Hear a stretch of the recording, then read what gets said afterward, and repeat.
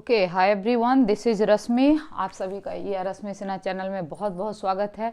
आप लोगों का सेमेस्टर एग्जाम आ चुका है और आप लोगों के बहुत सारे रिक्वेस्ट आए थे, इसलिए मैंने इस सेशन में आपका AKU प्रीवियस ईयर क्वेश्चन को सॉल्व करने का मन बनाया। तो ये C++ प्रोग्रामिंग का 2019 में 6 नंबर क्वेश्चन आज मैंने लिया है। 14 मार्क्स के पूछे गए थे A और B पार्ट करके, ठीक है। This is very good concept, you will enjoy very much this session, so please be with me. तो देखिए, आपका पूछा गया what is abstract class and write a program to illustrate. तो व्हाट इज एब्स्ट्रैक्ट क्लास, देखिए ये बहुत ही शानदार कंसेप्ट है। जैसे रियल लाइफ में आप देखते हैं कई जगहों पे स्टैंडर्डाइज किया गया है, मीटर का लेंथ इतना होगा, सेंटीमीटर का इतना होगा, तो उसी को हर आदमी को फॉलो करना है। तो मैं समझती हूँ कि ये प्रोग्रामिंग का स्टैंडर्डाइजेशन है। अगर आप इसको नहीं भी लेंगे तो भी आपका प्रोग्राम का आउटपुट आएगा, लेकिन ये स्टैंडर्डाइज कर देने से क्या होता है कि बहुत बड़े प्रोग्राम में भी हर प्रोग्रामर को हर मॉड्यूल में नेमिंग कन्वेंशन में सहूलियत हो जाती है। This is the only purpose. चलिए और इसके इनसाइट में हम लोग जाते हैं। कहता है व्हाट इज एब्स्ट्रैक्ट क्लास। तो मैंने लिखा है एब्स्ट्रैक्ट क्लास जो होता है वो क्लास होता है जिसमें वर्चुअल फंक्शन होते हैं। वर्चुअल फंक्शन को एब्स्ट्रैक्ट फंक्शन भी कहा जाता है, ठीक है। फिर क्या लिखा है हमने कि it is the function which does not have any definition. अच्छा, एक बात और, ये जो कंसेप्ट है एब्स्ट्रैक्ट क्लास का, it is applied with inheritance, right. तो जहाँ इनहेरिटेंस होगा वहाँ बेस क्लास होगा, डेराइव्ड क्लास होगा। तो जो एब्स्ट्रैक्ट क्लास होता है या एब्स्ट्रैक्ट फंक्शन होता है, that is always in base class. It is very clear. और जो फंक्शन हम लोग बनाते हैं तो फंक्शन को, एब्स्ट्रैक्ट फंक्शन को हम लोग क्या करते हैं कि एब्स्ट्रैक्ट क्लास में सिर्फ डिक्लेयर करते हैं। उसका जो वास्तविक डेफिनेशन होता है वो हमेशा डेराइव्ड क्लास में होता है। थोड़ा सा एग्जांपल लेते हैं तो आपको और अच्छे से समझ में आएगा। जैसे यहाँ मैंने एक एग्जांपल लिया है कि देयर इज शेप क्लास, ठीक है। और इस शेप क्लास में मैंने एक फंक्शन लिया है कैलकुलेट एरिया। अब सवाल उठता है कि जब तक आपको ये पता नहीं हो कि ये शेप है किस चीज़ का, तो आप उसका भला कैलकुलेट एरिया कैसे कीजिएगा। तो हम इसमें क्या किए कि शेप में एक कैलकुलेट एरिया फंक्शन को एब्स्ट्रैक्ट बना दिया, राइट। और उसको इक्वल टू 0 कर दिया। इसका मतलब हुआ कि this is pure virtual class, right.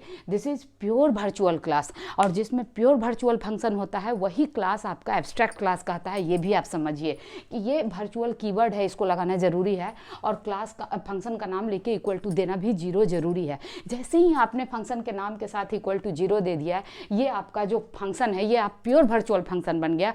और जो क्लास प्योर वर्चुअल फंक्शन को कंटेन करता है उसी को आप क्या कहते हैं, एब्स्ट्रैक्ट क्लास। एक इंपॉर्टेंट बात, सेकंड इंपॉर्टेंट बात कि आप इसके लिए ऑब्जेक्ट नहीं क्रिएट कर सकते हैं।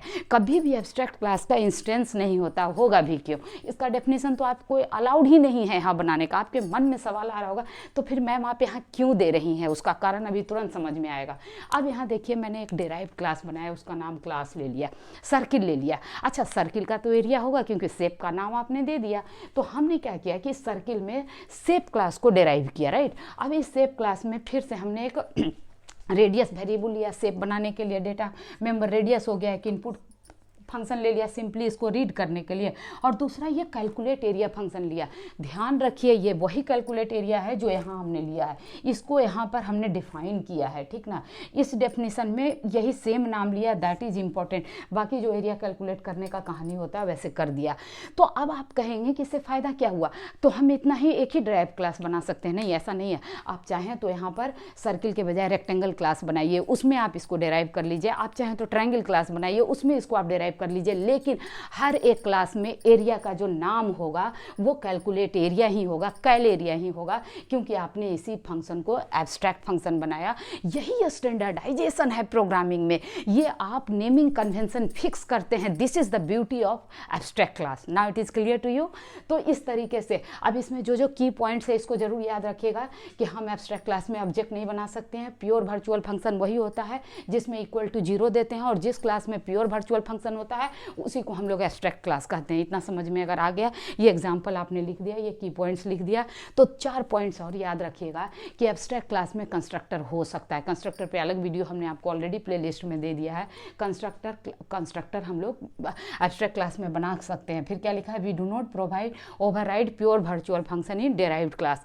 अगर हम डेराइव्ड क्लास में इसको ओवरराइड नहीं किए, इसका मतलब क्या हुआ कि हम इसके डेफिनेशन को डेराइव्ड क्लास में नहीं दिए, तो क्या हुआ, तो फिर ये भी अभी भी क्या बना रहेगा, ये क्लास भी बन जाएगा आपका एब्स्ट्रैक्ट क्लास। समझ गए कि अगर आपने डेराइव्ड क्लास में भी इसको नहीं डिफाइन किया तो ये भी आपका क्या बन जाएगा, एब्स्ट्रैक्ट क्लास। मतलब जब तक उसका डेफिनेशन नहीं तैयार होगा तब तक वो क्लास आपका एब्स्ट्रैक्ट ही बना रहेगा। That is important point. फिर क्या कहता है, abstract can have pointer and references.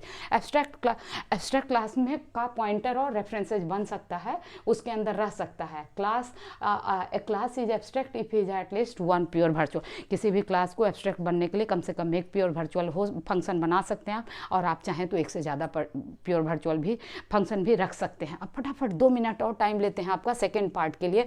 कहता है differentiate abstract class and interface.